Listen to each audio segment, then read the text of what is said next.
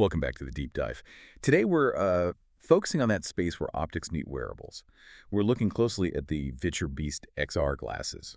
Yeah, these are priced at $549, and they promise quite a lot, High-end XR for gaming, streaming, even work. So our mission today is pretty straightforward. We're digging into the specs, sure, but also like thousands of customer reviews. We want to figure out if the cool tech, the fancy displays, the build actually overcomes the physical realities of wearing these things. Exactly. And you need to understand, our sources aren't just calling this an accessory.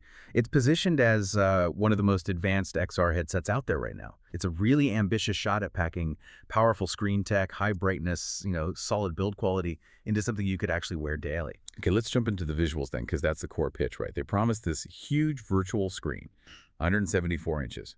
And that comes with a 58-degree field of view, which, well, that's pretty massive for something you wear on your face.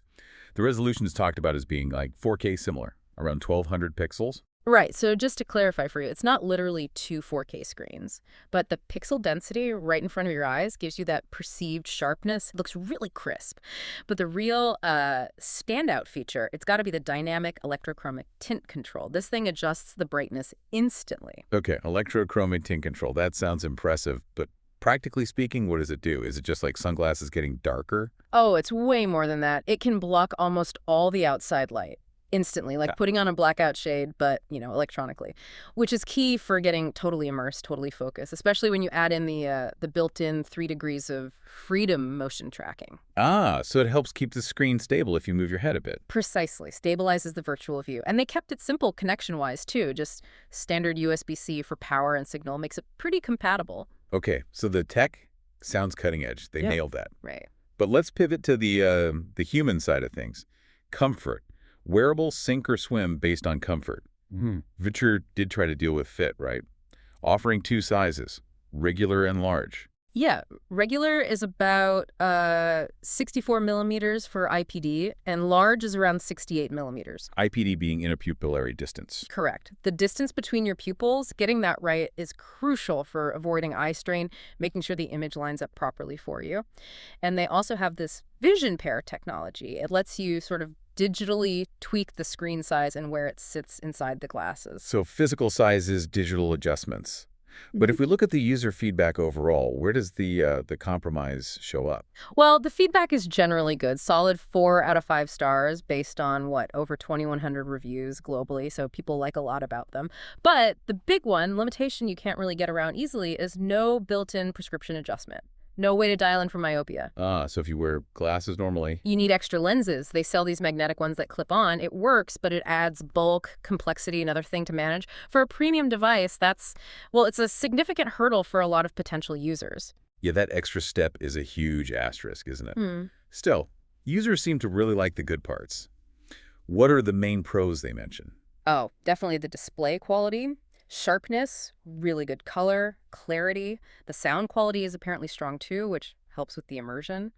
And that eye care tech, the tinting, seems effective. So visually they deliver. They really seem to deliver on the visual promise, yeah. But then you get the other side of the coin, the common complaints.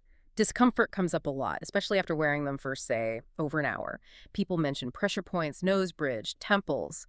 It's not just weight, it's the physics of hanging this tech on your head. So the amazing visual tech still runs into basic anatomy problems. Yeah. What about the display itself? You said it's sharp, but some users note clarity issues. Yeah, that tends to be reported near the edges, the corners, and the periphery of the display. When you're pushing such a wide field of view, 58 degrees through lenses like that, some edge distortion is kind of hard to avoid completely. Users do notice it. Okay, that makes sense. And you also have to remember, the performance entirely relies on whatever device you plug it into. Your phone, your laptop. If that device struggles with high-res streaming, you'll see a lag in the glasses. It doesn't matter how good the glasses themselves are. Right, the glasses can only display what they're fed. Yeah. So wrapping this up then, what's the takeaway for someone considering these? You get high-end specs, great color, that really innovative electrochromic tint. But your actual satisfaction seems to heavily depend on, your specific face shape and if you need glasses. Exactly. Viture clearly focused on top-tier build and display tech. But these persistent issues fit. Those pressure points, needing separate prescription lenses, they're still there. And it makes you wonder, maybe poses a question for you to think about, Is this physical comfort challenge, this sort of basic engineering problem of fitting complex tech comfortably onto all kinds of different human heads, is that still the biggest single barrier holding back mass adoption for all wearable XR?